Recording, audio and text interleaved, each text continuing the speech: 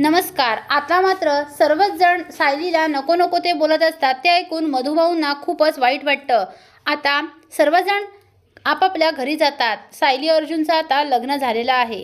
त्यानंतर आता मधुभाऊंना वाईट वाटत असतं की त्यांच्या मुलीला खूप काही ऐकून घ्यावं लागलं, म्हणून मधुभाऊ हे रविराज सरांच्या घरी येतात आणि त्यांना म्हणतात, मला तुमच्याशी खूप महत्त्वाचं बोलायचं आहे।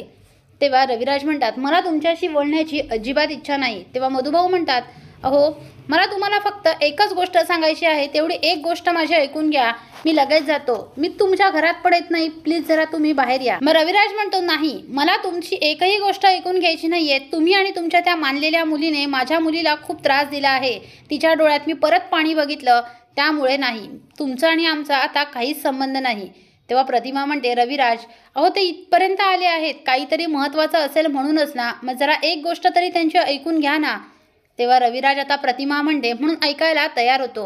रविराज बाहेर येतो, त्यांना काही घरात घेत नाही आणि म्हणतो, बोला, काय बोलायचं ते पटकन बोला, माझ्याकडे वेळ नाही। तेव्हा मधुभाऊ म्हणतात, मी तुमच्या पुढे हात जोडतो, पण तुम्ही माझ्या सायलीला असं दोषी मानू नका। ती कधीच अशी दुसऱ्यांना त्रास देणाऱ्यातली नाहीये, तिने नेहमीच दुसऱ्यांचा विचार केला आहे। अहो, आश्रमात असताना देखील ती स्वतः उपाशी राहायची, पण आश्रमातल्या मुलांना पहिले खाऊ घालायची। कधी तिने स्वतःचा विचार केला नाही, मग ती आता असं का वागेल? तिच्यामध्ये जे गुण आहेत ना, ते मला तुमच्यामध्ये आणि या प्रतिमाताईंमध्ये दिसतात।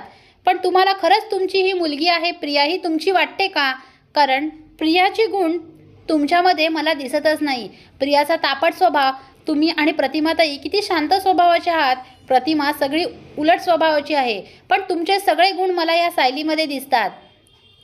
आश्रमामध्ये असताना प्रिया नेहमीच सायलीशी भांडायची, पण मी त्यांची भांडणं सोडवायचो। सायली नेहमीच समजून घ्यायची आणि प्रियाला माफ करायची। प्रियाने सायलीला कमी त्रास दिलेला नाहीये आणि आता सुद्धा ती त्रास देत आहे। तिच्या नवऱ्यावरच हिने आता डल्ला मारला आहे, मग सायली कशी शांत बसेल तुम्हीच सांगा ना। अहो, सायली मला जेव्हा पहिल्यांदा मंदिरामध्ये भेटली ना, तेव्हाच मी तिला ओळखलं होतं की ही मुलगी ना खरंच काहीतरी करून दाखवणार, हिच्यामध्ये मला चांगले गुण दिसतात, म्हणूनच मी तिला माझ्या आश्रमामध्ये घेऊन आलो। बिचारी एकटीच मंदिराजवळ रडत बसली होती। तेव्हा रविराज म्हणतो, काय, ही तुम्हाला मंदिराजवळ सापडलेली मुलगी आहे? तेव्हा लगेच मधुभाऊ म्हणतात, हो, ही मला मंदिराजवळ सापडलेली मुलगी आहे। आता मात्र रविराजला लगेच असं वाटत असतं की हीच तर माझी तन्वी नसेल ना। मधुभाऊ म्हणतात, ते सुद्धा बरोबर आहे, कारण आज सायलीला प्रिया किती नीच पातळीला जाऊन बोलली, अशी माझी मुलगी कधीच बोलू शकत नाही। माझ्या आणि प्रतिमाचे गुण तर मला प्रियामध्ये अजिबात दिसत नाहीत। याचाच अर्थ सायली आमची मुलगी नसेल ना खरी, पण हे आता कसं शोधून काढायचं? आता मधुभाऊंनी तर रविराजला प्रियाचं मोठं सत्य सांगितलेलं आहे आणि रविराजला सायलीच्या बाजूने वळवलं आहे। मधुभाऊ एवढं बोलून निघून जातात।